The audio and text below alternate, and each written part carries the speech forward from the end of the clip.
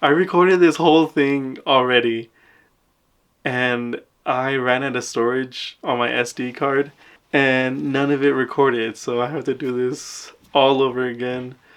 Please bear with me because I lost so much patience. Thank you. Bye bye. Hi, everybody. My name is Elvis. Welcome back to my journey to watch 365 movies in 365 days. Today I'll be talking about third week of March. This is a pretty fun one, so let's just get into it.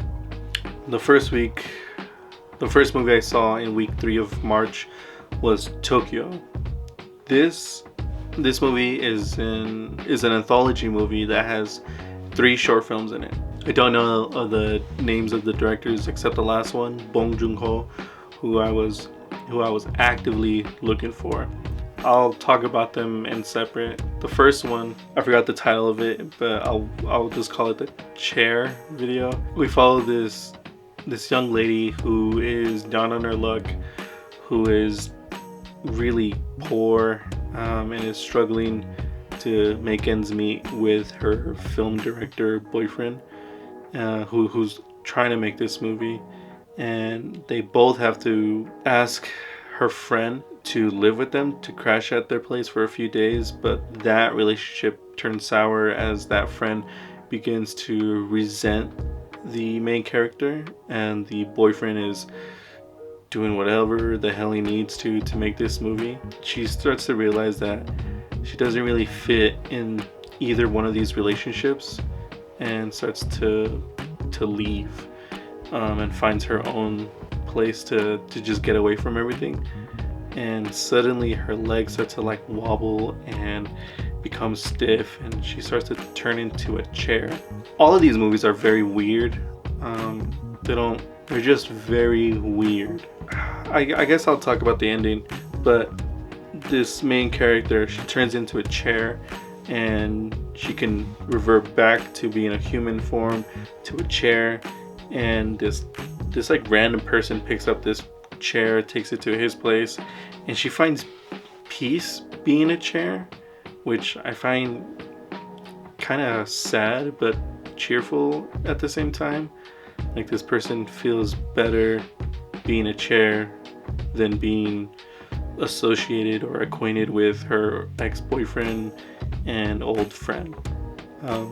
So it was like this weird sadness but like peace to this movie. Weird, that's all I can say. Weird. The next movie on this movie was called Merde, which is French for and that freak of nature comes out of the sewers of Tokyo and starts to wreak havoc on the people in the streets of Tokyo. And there's this whole legal process, and it's very weird. This person doesn't speak English, he doesn't speak French, he doesn't speak any language that anybody can speak. So it's like, it's bizarre, it's weird, it's interesting, it's mysterious, but I don't know if that means that this is good. I don't know what the point of this was, and I'm not trying to shit on it, but I didn't get it, so I don't know if it's weird. I don't know how else to explain it to you. It's weird. The last part in this was, dang, what did I call it? I think it's called like isolation or something. But we follow this guy who voluntarily and willingly entrapped himself into his apartment for 11 years. You know, all these pizza boxes are stacking up, all these books and newspapers and shit and stuff. All that stuff is stacked up. He doesn't communicate with anybody. He doesn't communicate with his parents. He doesn't see anybody. He has not had any visual, physical contact with humans. All that changes when he's getting his pizza, gets it, pays it, and then something happens like an earthquake, but he looks at the person in the eyes and it kind of changes something in him. I feel like this is the most interesting one out of all of the other short films in this. I think it goes kind of says something with a renowned director like Bong Joon-ho. This thing is very beautifully shot. The way they show time with the sun kind of moving across the windows is very nice. But this movie is the most interesting, and I guess the most coherent out of the three. I think this is the best one out of all of them. The next movie I saw was The Watch. You know, I like Ben Stiller, I like Jonah Hill, I like Vince Vaughn, I like Richard Ayoade. I like them all separately, but bringing all those four people together, it did not work. I guess the movie was fun to look at, but that's about it. Ben Stiller is funny in his own way. Jonah Hill is funny in his own way. Vince Vaughn, Richard Ayoade, they are all funny in their own way, but none of them really combine together, and it just doesn't really work. I knew that fucker was an alien because he talked funny. I'm just kidding.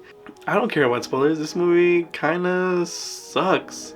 This isn't even like a good like watch when you're high movies. This isn't like a good like, oh yeah, it's funny, it's crass, it's this movie just wasn't good. This movie straight up just sucked, actually. If you watch it, you watch it. If you like it, you like it. But you can't deny that there are better movies than this movie that involve Ben Stiller, Vince Vaughn, Jonah Hill, Richard Ayoade. Like, oh my god. You know what? Don't bother watching this movie. If this is on your list and you watch it, I guess that's fine. You know, have at it. But I don't know why I bothered watching this. I think I was doing chores and I needed something to watch in the background, and I got a little distracted because I wanted to watch it, but fuck. Kinda hated it. The next movie I saw was Superman 2. After seeing the first Superman movie and Man of Steel, I wanted to see how good the sequel held up. And this movie is better than Man of Steel already. Like I said in my other video, you have to understand that this movie was made in 1980, and it still looks good. It still looks perfect. I don't know how else to describe it. And of course you have to understand that this is a corny, outdated form of how we interpret Superman. You see what I'm saying? But regardless of that, this is still a very good Superman. You have Superman's charm. Oh my god, Christopher Reeves is such a charming actor in this movie. And the bad guys that scene, oh my god. I think that scene was supposed to be a very serious scene, but they kept doing these little gags in the wind scene, and I don't know if that ruined it for me or if I really liked it, but man, that scene was so good. This movie is lighthearted, serious, but also very fun to watch. This movie is awesome. This movie is so cool. I love this movie way more than I love Man of Steel. I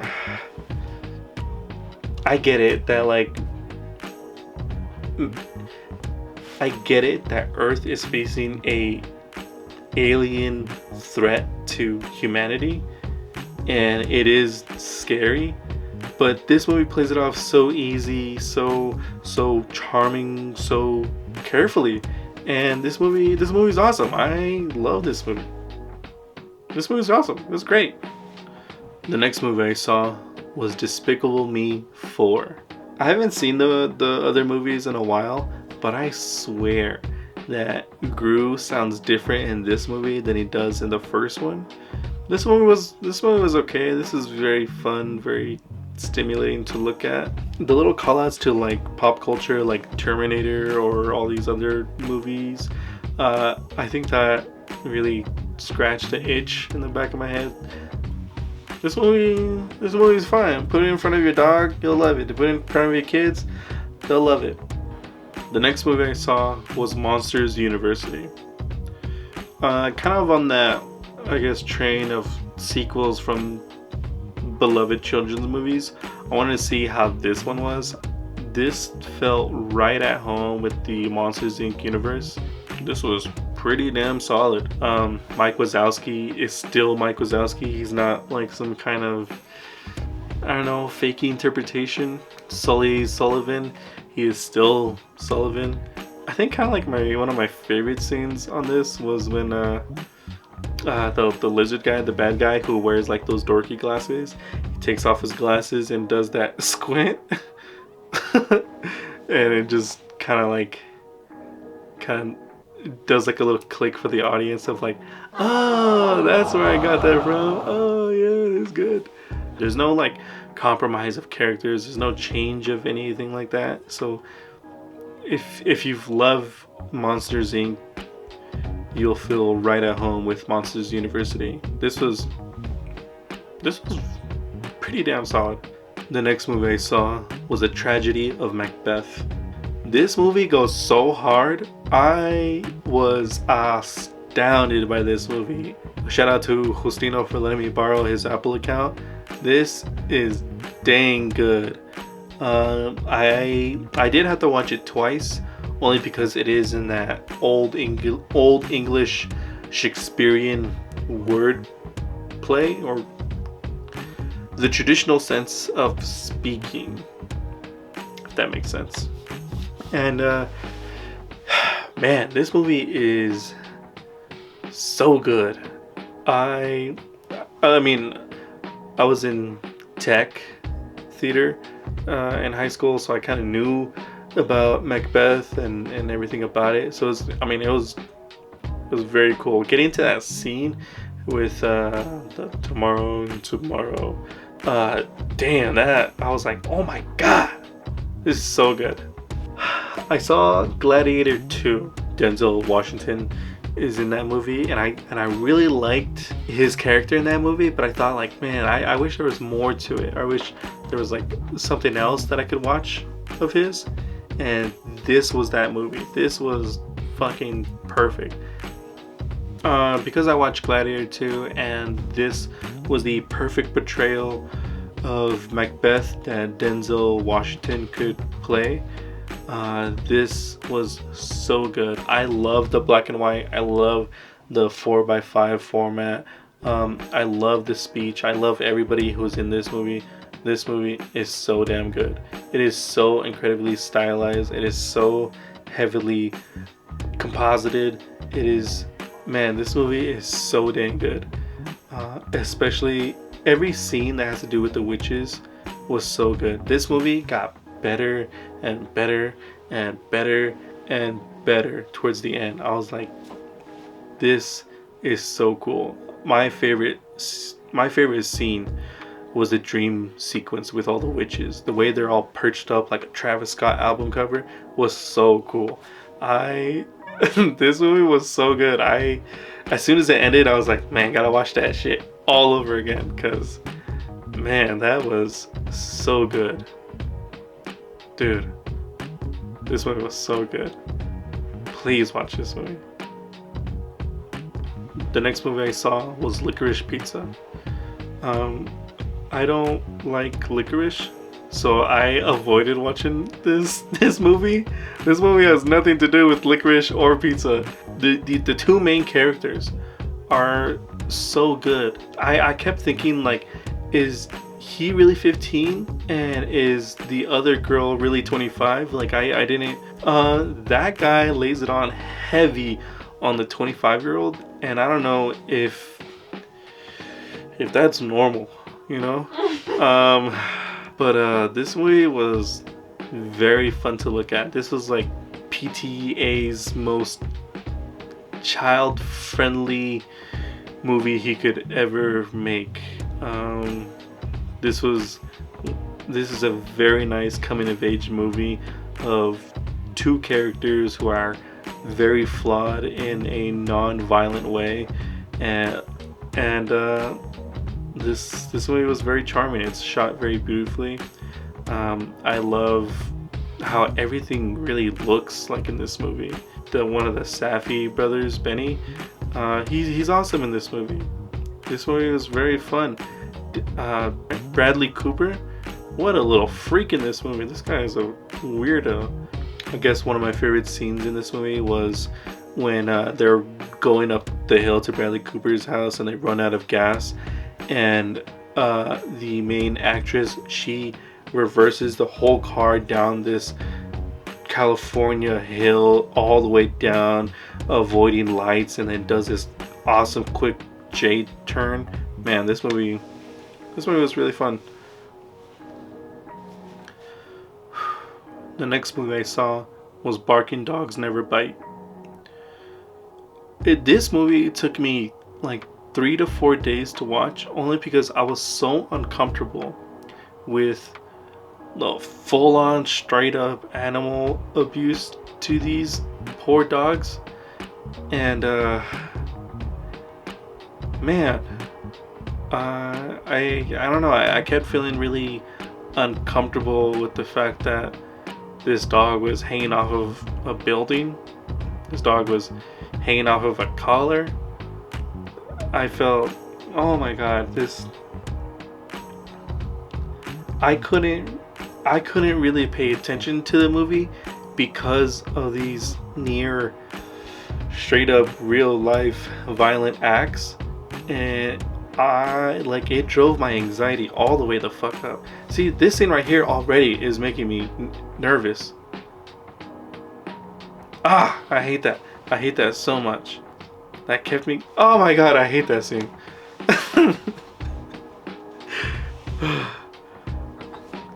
There are little things in this movie that are funny, that keeps me watching this or keep me interested in finishing this movie. I don't even necessarily remember the plot of the movie.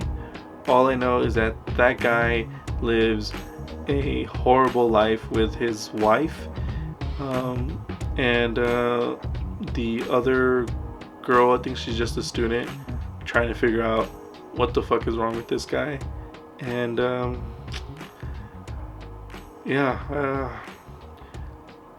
man, what a weird movie.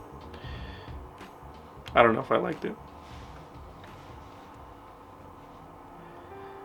That was all the movies I saw the third week of March. Once again, let me know if I can do anything to improve. The credits are probably already rolling over my face. Thank you guys for watching. I'll see you guys next week, and bye.